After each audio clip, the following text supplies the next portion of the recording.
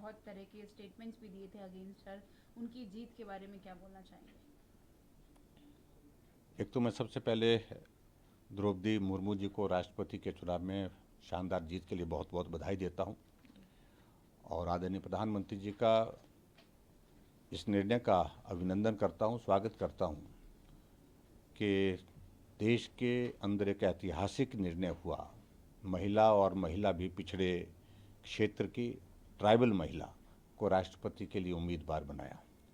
और सबसे बड़ी बात यह है कि जब मुर्मू जी को घोषित किया उसके बाद जो एनडीए के समर्थक दल वो तो साथ खड़े हुए ही, लेकिन इसके अतिरिक्त बहुत सारे दल जो एनडीए में शामिल नहीं है लेकिन उन्होंने भी समर्थन जो है वो अपना देने का निर्णय किया और इस कारण से उनकी एक भारी जीत हुई, शानदार जीत हुई।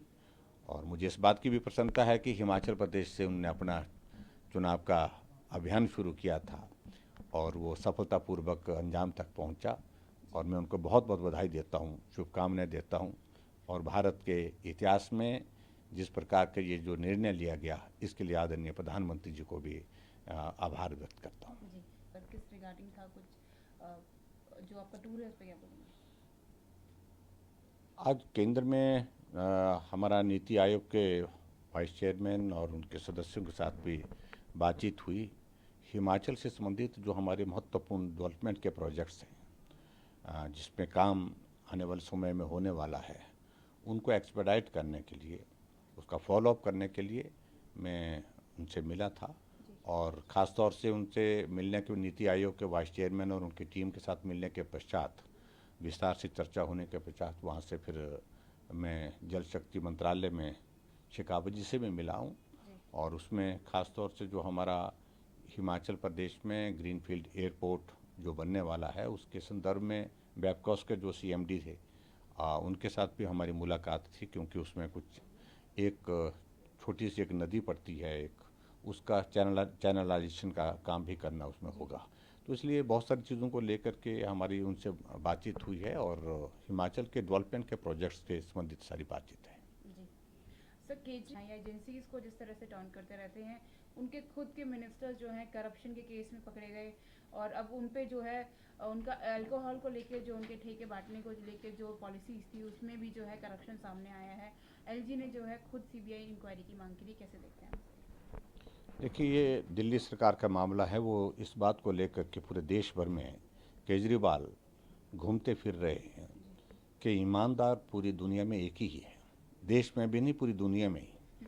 और ऐसे कहते कहते जिस प्रकार से वो प्रचार करने की कोशिश कर रहे हैं उसमें एक एक चीज़ सामने आती जा रही है, एक्सपोज होते जा रहे हैं।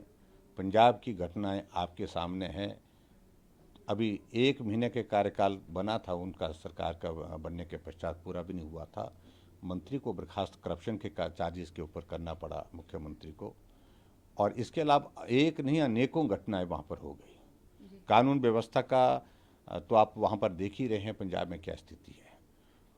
और दुनिया को जो भ्रष्टाचार के ऊपर भाषण देने वाले लोग, जब ये जो दिल्ली में जो शराब एक्साइज का मतलब कुल मिलाकर के जो जिस प्रकार से अनियमितता उसमें पाई गई है जी। वो बहुत बड़ा गंभीर मामला है। थैंक और इस सारे मामले को लेकर के जब यहाँ लेफ्टिनेंट गवर्नर ने सिफारिश की है कि इसकी तो सीबीआई से जांच होनी चाहिए।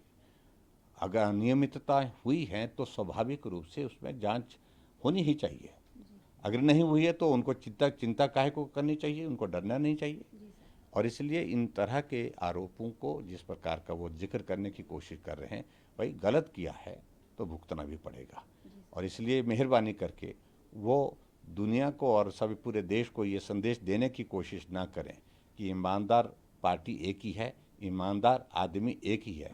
तो इसलिए मुझे लगता है कि सारी चीज़ें जैसे जैसे एक्सपोज हो रही है तो उनको बहुत बड़ा नुकसान हो रहा है।